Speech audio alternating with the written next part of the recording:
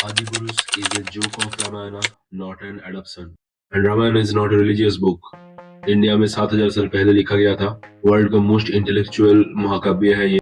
सबसे ज्यादा scientific aspect से जुड़ा हुआ एक महाकाव्य है रामायण और एक है महाभारत।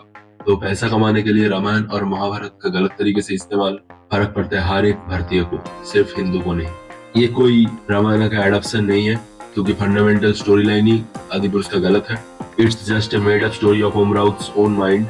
इसी वीडियो में ही आप लोगों को पता चलेगा कि कैसे मेन रामायण के स्टोरी को तोड़ मरोड़ के दिखाया गया है आदिपुरुष में। और एक सवाल है मेरा फ्रीडम ऑफ क्रिएटिविटी को लेकर, इसका लिमिट कहाँ तक है। और एक रिपोर्ट में आया है कि रणबीर कपूर ने 10,000 टिकट बुक किया है इस मूवी को बच्चों को दिखाने के लिए, पकड़ पकड़ के।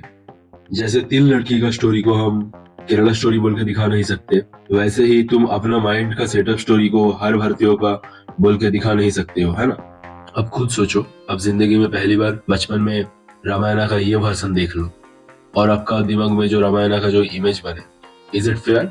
ओम राउत इस फिल्म को एक फिक्शनल मूवी बता सकता था तो कोई प्रॉब्लम नहीं था। बोले हैं कि आदिपुरुष एक मॉडर्न वे में दिखाया गया रामायण का स्टोरी है। इसका मतलब ये नहीं होता है कि तुम स्टोरी लाइन चेंज कर दो। वर्ल्ड की मोस्ट इंटेलेक्चुअल एपिक और सबसे ज्यादा साइंटिफिक एस्पेक्ट से जुड़ा हुआ इस महाकाव्य का तुम इस तरीके से इस्तेमाल नहीं कर सकते हो, क्योंकि 7000 साल पहले पुष्पक विमान जैसा कॉन्सेप्ट्स का जिक्र हुआ है। ऑप्टिकल इल्यूजन जैसे कॉन्सेप्ट्स का जिक्र है इस पे। सिर्फ वीएफएक्स नहीं, फंडामेंटल स्टोरी लाइन ही गलत है। ट्रेलर देख के ही जो समझ में आता है, पूरा रामायण ढंग से ना पढ़ के अगर कोई फिल्म बनाए तो ऐसे ही होता है। आपको एक एक चीज मैं बताऊंगा फंडामेंटली क्या क्या गलत है इसमें, कैसे तोड़ा गया है मरोड़ा गया है स्टोरी को, क्योंकि इन लोगों को पता ही नहीं था, ये लोग पढ़े ही नहीं है रामायण। रामायण में पुष्पक विमान का जिक्र हुआ है, राक्षस पंछी या पंछी का नहीं था जिक्र। विमान और पंछी दोनों में फर्क होता है। विमान में बैठ के तुम उड़ सकते हो, पंछी में बैठ के नहीं उड़ सकते हो, नहीं तो इस तरीके से एडिट करके फ्रेम में डालना पड़ेगा। आप ध्यान से देखिए इस फुटेज को। अब सोच लीजिए कि यह पंछी नहीं है इस फ्रेम में, सिर्फ सैफ अली खान है। सिर्फ जूम आउट और जूम इन किया गया है, इसको एडिटिंग भी ढंग से नहीं किया हुआ है। Come on, man. There are people doing unpaid internships. ये लोग किस बात के पैसे ले रहे हैं यार?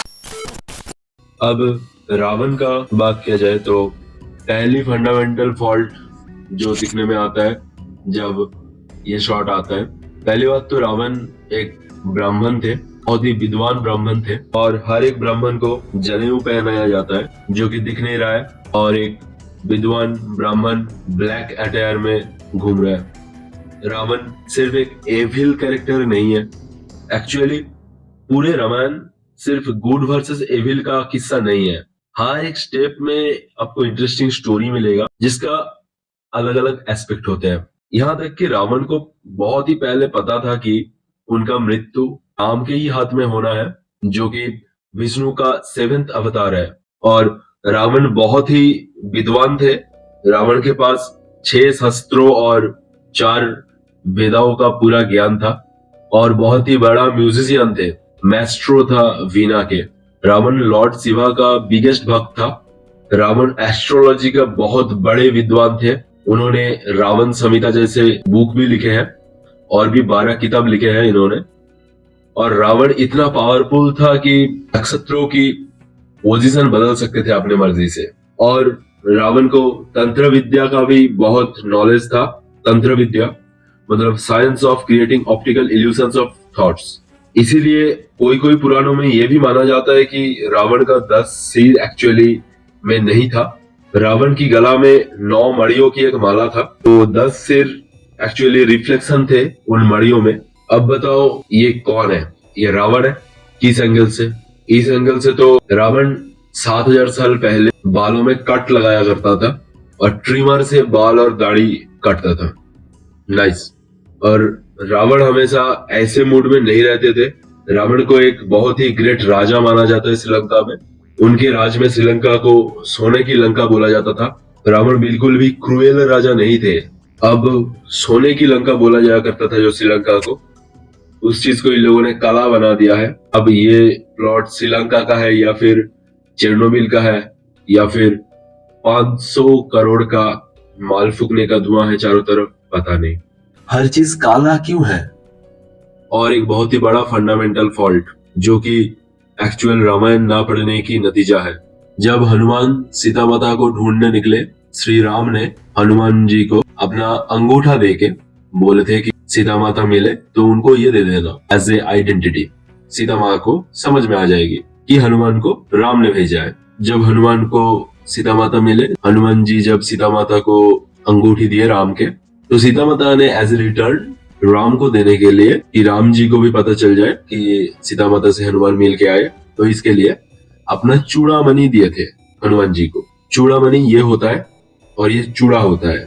अगर थोड़ा पढ़ लिया होता रामायण तो ये सिली मिस्टेक ना होते। अब ये कौन है? King Kong. क्या वीएफएक्स है ये? और ये चीज क्या है? कहाँ था? है क्या ये? और इतना खराब वीएफएक्स क्यों है? ठीक है, वीएफएक्स के बारे में बात नहीं करेंगे, हम फंडामेंटल चीजों के बारे में बात करेंगे। और ये 500 करोड़ रुपए खर्चा करके इस ग्राफिक्स के साथ रामायण जैसे महाकाव्य का इस तरीके से स्टोरी बना के, तो सारे आम इंडियन कल्चर की बेइज्जती है, इंडियन सिनेमा की बेइज्जती है। अब आते हैं मेन कैरेक्टर श्री राम पे। एज पर वाल्मीकि रामायण जिसपे ये आधारित है बोला जा रहा है, श्री राम दिखने में शांत स्वभाव के थे, हद से ज्यादा खूबसूरत थे, जिनको देख के कामदेव भी ईर्षा बोध करते थे। अब और कामदेव की सुंदरता ऐसे नापा जाता है कि हजारों अप्सराओं का सुंदरता मिला के जो बनता है वैसे। और ये सुंदर है। राम जी की फेस पे हर टाइम एक स्माइल रहती थी, एक कोमलता थी बातों में। जो लोग उनके साथ में रहते थे उनको राम जी को देख के एक सुकून सा मिलता था। ये बाहुबली नहीं है, राम एक सेनापति नहीं है, योद्धा नहीं है। और एक फंडामेंटल गलती पे आते हैं। श्री राम जब वनवास पे गए 14 साल के लिए, तो उनके भाई भरत ने राम जी का पादुका मतलब जूते अपना सर पे उठा के ले जाके सिंहासन पे रखा था कि राम जी जब वापस आएंगे वो बैठेंगे। 7000 साल पहले राम जी जो ये कीटो पहन के पोज दे रहे हैं, तब कीटो कौन बनाता था? और टीजर में श्री राम आर्मर पहन के लड़ने जा रहा है, जिसको बाद में पूरा गेटअप ऐसा किया गया ट्रेलर में। हालांकि ये भी आउटफिट सही नहीं लग रहा है। जो कि डायरेक्टर है ओम राउत, वो डायरेक्टर कैसे है ये आपको दिख ही रहा है। डायरेक्टर ये जितना ही खराब है उतना ही अच्छा इनका मार्केटिंग स्ट्रेटेजी है। हर एक हॉल पे हनुमान जी के नाम से एक सीट बुक किया इन्होंने, और उनके बगल वाले सीटों को 500 से ऊपर के प्राइस में बेचा जा रहा है। और ये सब स्ट्रेटेजी हिंदुस्तान पे काम नहीं करता है, क्योंकि हिंदुस्तान के हिंदू तो बेवकूफ हिंदू है। हर जगह सैफरॉन कलर को यूज करके जय श्री राम की नारा लगा के तुम श्री राम की इमेज को ऐसे ही बदल डालते हो, और हर कोई एक्सेप्ट भी कर रहा है इस चीज को। और ऐसे एंशिएंट भारत की कल्चर बोल के तुम दुनिया के सामने रिप्रेजेंट करते हो, मार्केटिंग पे करोड़ों रुपए खर्चा करके। मेरा एक ही रिक्वेस्ट है, हिंदू बनो, बेवकूफ हिंदू ना बनो।